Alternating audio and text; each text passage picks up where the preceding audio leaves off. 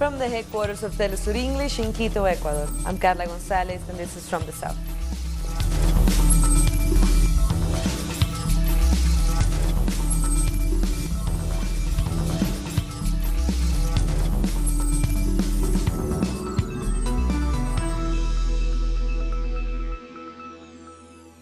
On the day that Brazil sworn in its new far-right president, the imprisoned former president Luiz Inácio Lula da Silva sent a letter saying 2019 is the year of resistance and struggle.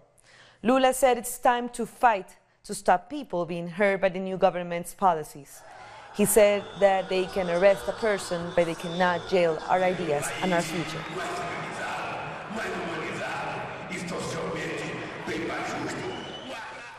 And Jair Bolsonaro arrived at the Congress in Brasilia, where he took the oath. He was then handed the presidential sash by the outgoing president, Michel Temer. I pledge to defend and respect the Constitution, to observe the laws, to promote the general good of the Brazilian people, to defend the unity, integrity, and independence of Brazil. Bolsonaro told Congress he will restore order in Brazil. He also talked about family values, saying he will fight against the ideology of gender. I take this solemn moment to call all deputies to help me in this mission of restoration and recovery of the homeland, by finally freeing it from the yoke of corruption, criminality, economic responsibility, and ideological submission. Vamos unir o povo. We will unite the people, value the family, respect religions and our Judeo-Christian traditions, fight the ideology of gender while preserving our values. Brazil will once again become a country free of ideological chains. Bolsonaro previously arrived at Congress in a 1950s Rolls-Royce, accompanied by his wife, Michelle Bolsonaro. Thousands of people gathered to support the new president among heavy security. Bolsonaro and his wife paraded along the Esplanada dos Ministerios Avenue before arriving at Congress. The turnout of foreign leaders for Bolsonaro's swearing-in was down from previous ceremonies. Just 46 foreign delegations were present, and only 10 of these were led by heads of state or government. These included fellow right-wingers Benjamin Netanyahu of Israel and Viktor Orban of Hungary. 120 foreign delegations attended the first inauguration of Lula da Silva, and 130 that of Dilma Rousseff. U.S. President Donald Trump congratulated Bolsonaro on Twitter and praised his inauguration speech. He said, "The USA is with you." Bolsonaro replied that he appreciated Trump's encouragement and added that together we shall bring prosperity and progress to our peoples. And as Bolsonaro was taking his oath, hundreds of people gathered outside the police headquarters in Curitiba, where Lula da Silva is being held. They threw balloons and flowers and demanded the release of the former president. Several leaders of left-wing parties attended the gathering to reject the inauguration. They said they are discussing strategies to fight against the rise of fascism in Brazil. For me, Bolsonaro's inauguration means that the election was a farce. It was a fraud. They barred the candidate who was leading. And this was done by a justice system that is completely purchased. This is a moment when we have to return to our origins. We have to strengthen our bases. It is a period of dialogue in which we have to explain to society what is happening. But more than anything, we have to stay united and strong. Our correspondent Brian Myers in Curitiba and has more. I'm here in Curitiba, where at the stroke of 3 p.m. in front of the Federal Police Headquarters, where Luiz Inácio Lula da Silva is being held prisoner, hundreds of people launched red balloons and started chanting, "Free Lula, free Lula." And then the women in the group started throwing flowers over the police station gates. As you can hear now, it's very noisy, they're beginning to sing. But as the PT party has boycotted Jair Bolsonaro's inauguration in Brasilia, Curitiba, specifically in front of where Lula is being held prisoner, has become the focal point for the Brazilian left today. That was Brian Meyer, who was in Brazil. And the leader of Brazil's landless workers movement, João Pedro Segile, says the new government will only attack workers and the most vulnerable. What we will now have is a neo-fascist government that will apply an ultra-neoliberal plan. The makeup of the cabinet is very revealing. 1/3 military, another third evangelical pastors, and the other third trained in Chicago. So we cannot expect anything from them, except a plan to guarantee the profits of finance capital, foreign companies, and agribusiness. In other stories, thousands turned out in Cuba on Tuesday to celebrate the 60th anniversary of the Cuban Revolution.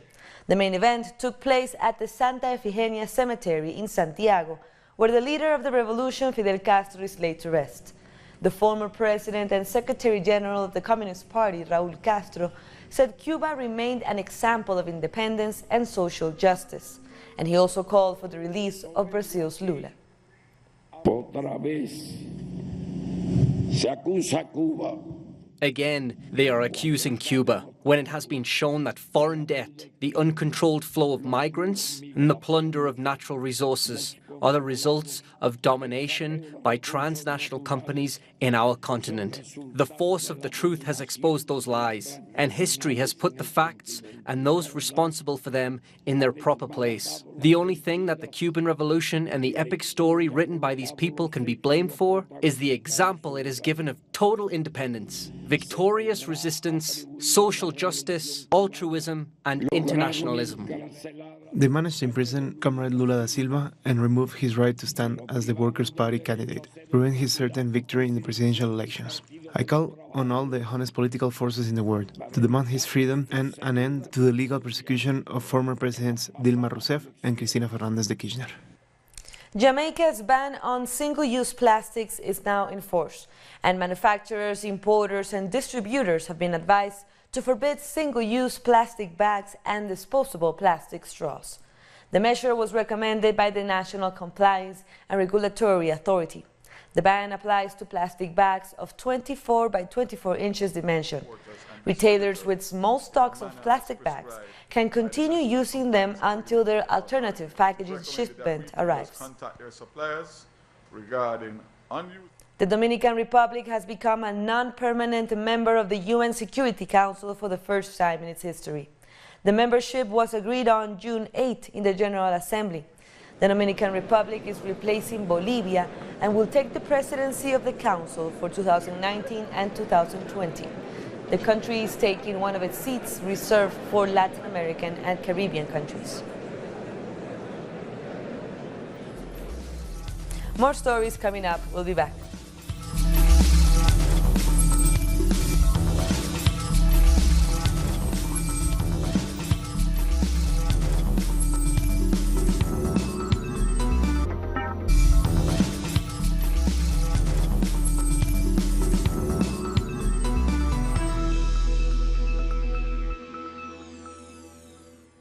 Welcome back. Peruvian President Martín Vizcarra has slammed the country's top prosecutor for removing two key investigators in the Odebrecht corruption scandal. After hearing the news, Vizcarra cut short his trip in Brazil, where he was attending Bolsonaro's inauguration. He was reported as saying that he will return home to fight corruption and impunity. In a televised address, he confirmed he would present to Congress on Wednesday a motion for a state of emergency in the public prosecutor's office. I urge the Congress to treat this matter with utmost urgency. As the case requires it, if it is not dealt with urgently, then we will put forward a confidence motion, because the fight against corruption is the #1 issue in the government. Rafael Vela and José Pérez, the now former members of the special team for the Lava Jato case, say they will fight the removal from the case. We're going to file an appeal against the illegal decision of the Attorney General of the nation as soon as we can, so that this decision may be reconsidered by the Board of Supreme Attorneys, in which he should not participate. And the foundations the prosecutor of the nation has exposed in the resolution are fake. They do not conform to reality. On the contrary, they are intent to favor criminal organizations' interests that are subject of investigation by me. The prosecutors held a press conference after being dismissed from the Lava Jato investigation. Meanwhile, citizens in Lima held a demonstration against the Attorney General, expressing outrage at corruption. I am outraged about how the majority of the population is losing these investigators, Domingo Perez and Rafael Vela, because of a decision taken by the prosecutor Chavarri, which strikes a strong blow against the fight against corruption. Changing prosecutors a few days after signing the agreement with Odebrecht risks what has been agreed with them. Nicaragua has responded to the decision of the OAS Secretary General to apply the Inter-American Democratic Charter. The move was called unprecedented and illegal in a statement by the Foreign Affairs Minister. The statement read that the Democratic Charter was conceived as a means of restoring democratically elected governments and a mechanism against coups. And finally, the minister's letter appealed for the support of OAS states to reject Almagro's request. U.S. border agents have fired tear gas at migrants who were trying to cross into the country through Tijuana. Columns arose around the border fence as migrants were making their way into U.S. soil during the first hours of the new year. The recent deaths of 2 migrant children while in U.S. border custody intensified the debate over the policies towards migrants.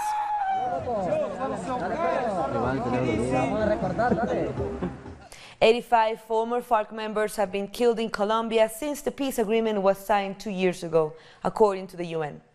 The UN Secretary General Antonio Guterres asked President Iván Duque to take more efficient actions to protect the former FARC members.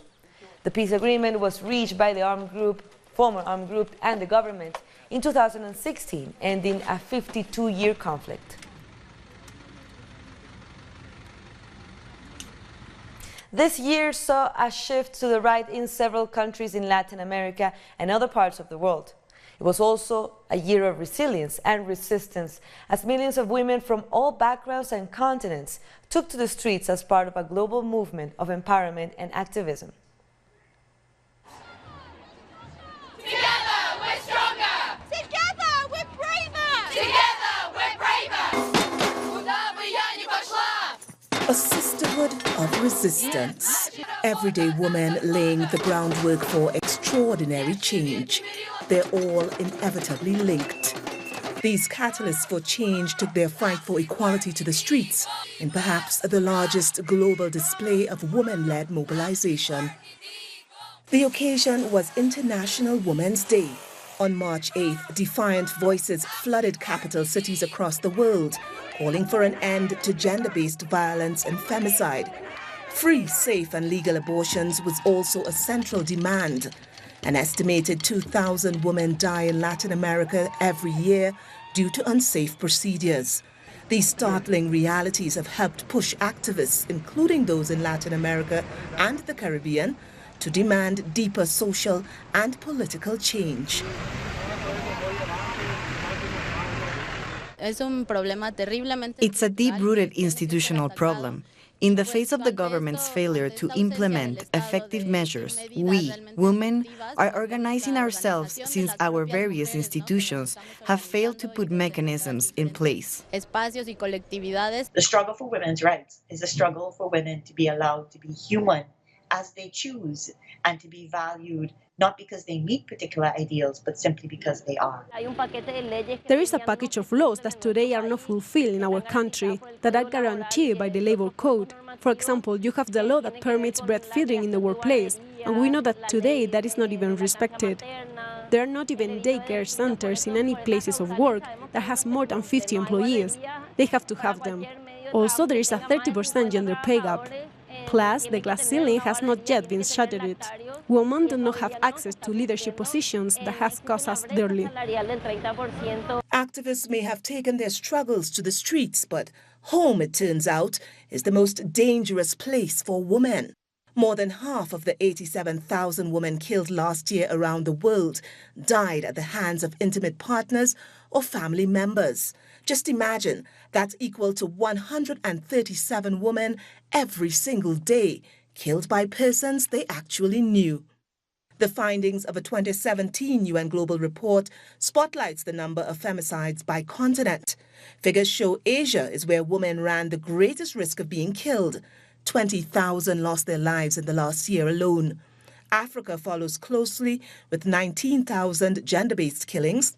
8,000 of these types of killings were recorded across both North and South America. In fact, in Latin America alone, just under 3,000 women were murdered by those closest to them. Europe followed next with 3,000 lives lost, and Oceania with 300. But these figures are likely far greater, as many cases go unreported. We must also remember those whose stories never reached the media. Sí a la vida! Sí a la vida! Sí a la vida! Meanwhile, the push for change continued. There was a groundswell of support as a reproductive rights movement galvanized in Argentina and later spread throughout Latin America. In June, the Argentinian Senate would vote on a bill to allow abortion up to 14 weeks of pregnancy, following narrow approval by the lower house. The proposal was passed by the lower house by a narrow margin after a 22-hour session. The bill would make Argentina the third Latin American country to broadly legalize abortion after Cuba and Uruguay. And just outside the Congress, under the veil of night, thousands of women erupted in celebration. But their happiness was short-lived. Almost 2 months later, on August 8th, the upper house said no to the law. But all was not lost. The debate brought to the fore a new political player, the women's movements, which grew out of the Ni Una Menos, Not One Less marches against gender violence that started in 2015 and continue to grow and strengthen.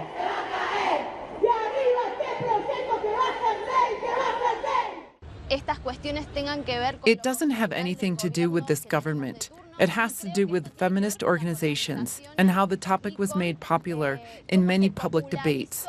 It transcends even the political arena. That's because we have presence in all parties that agree with this legislation of abortion.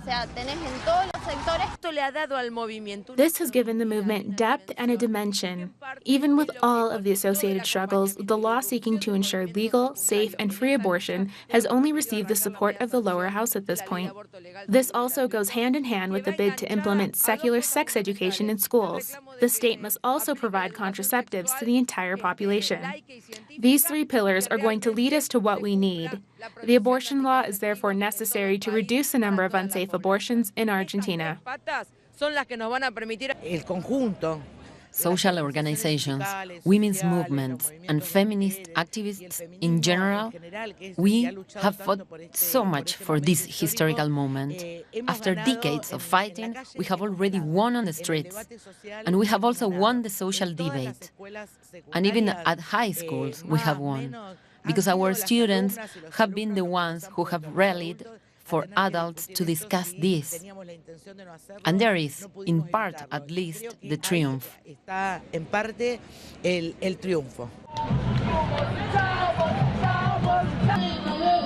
Women have also fought hard for their space in the political arena. In the last Brazilian presidential elections, women led the Ele Não, or Not Him movement, against the far-right leader of the conservative Social Liberal Party, Jair Bolsonaro, who would eventually become president.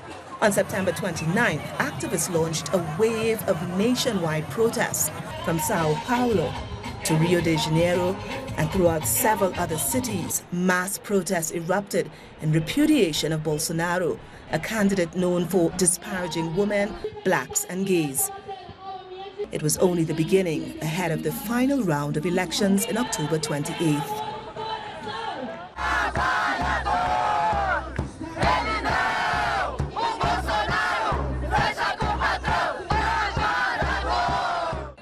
Most people are here just to speak out on what they don't want. We don't want a macho Brazil. We don't want a homophobic Brazil. We don't want a country that rejects minorities. So it's a fight for our evolution.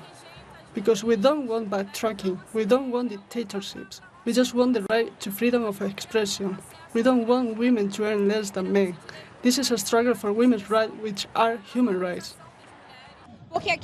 As you can see in these protests, there are white, black, homosexual people.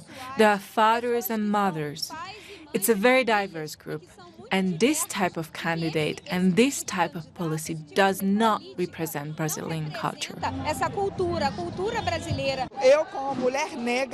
As a black woman, I would never vote for a misogynistic man. I would never vote for a man who says a woman could be raped, because it's against every principle and right women have fought for historically.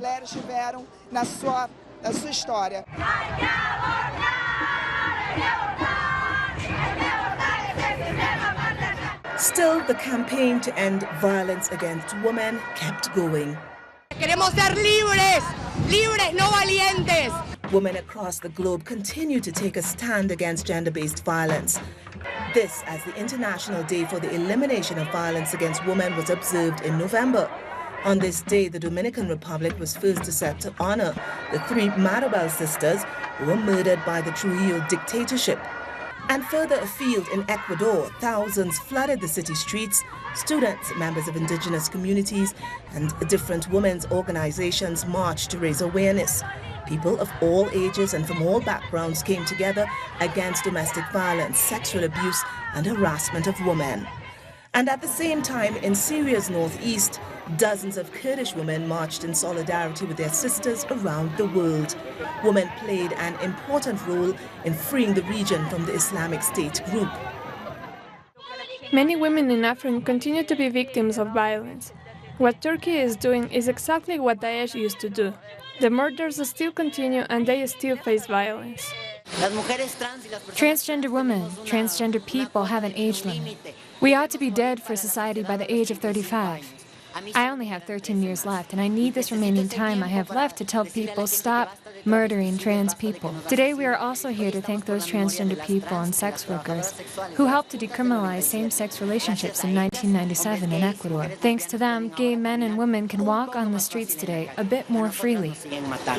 In our work, women are often oppressed with phrases that diminish their ability. They are told they can't do certain tasks because they are women, or they are told they need to take care of their homes and therefore don't have time to work. In 2018, through activism, women stood tall on the shoulders of those unsung heroes who fought before them. Together, they raised their voices for those who were not heard. In many countries, the state still controls women's bodies and reproductive choices, especially brown and black ones. No doubt, the movement for women's rights reached a crescendo in 2018, and this gave space for a broader debate. As 2019 approaches, surely the wave of feminism is far from over.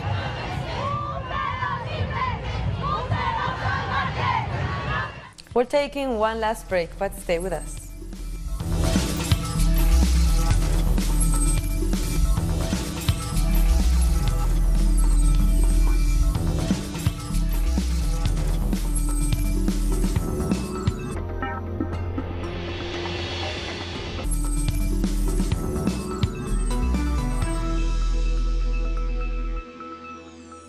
Welcome back. A baby boy in Russia has been found alive beneath the rubble of an apartment block following a gas explosion that killed at least 7 people on Monday. The baby was found after 35 hours in freezing temperatures. The 11-month-old was diagnosed with a freezer burn and closed head injury.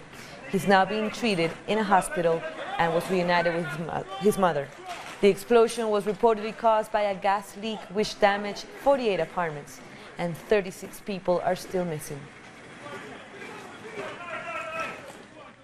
Qatar has left the Organization of the Petroleum Exporting Countries after 58 years of being a member. The decision to withdraw was announced in early December 2018. Qatar was boycotted by its Arab neighbors for 18 months after a diplomatic fallout. Qatar was accused of violating a 2014 agreement with the Gulf Cooperation Council.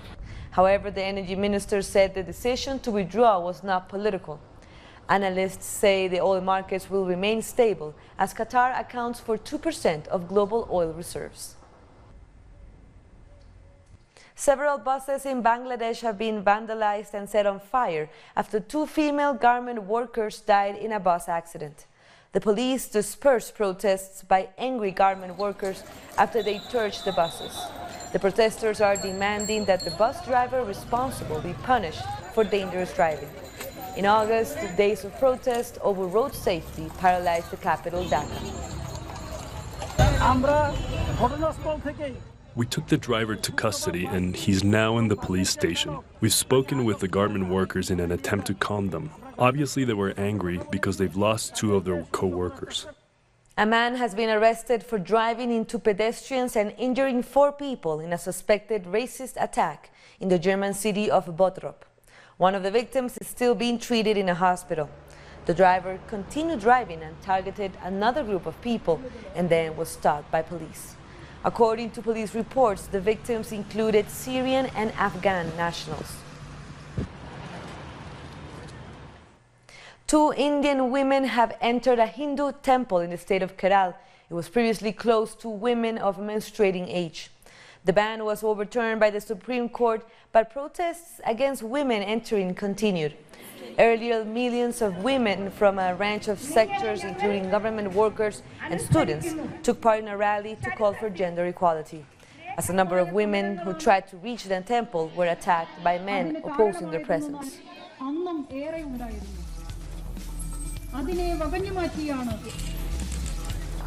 And with that, we come to the end of this news brief, but this and many other stories, you can read them from our website at telesurenglish.net. For our viewers in Africa, we are on Starsat channel 461 in South Africa and 539 in Nigeria, and we're also on social media. For Telesur English, I'm Carla Gonzalez. Thank you for watching.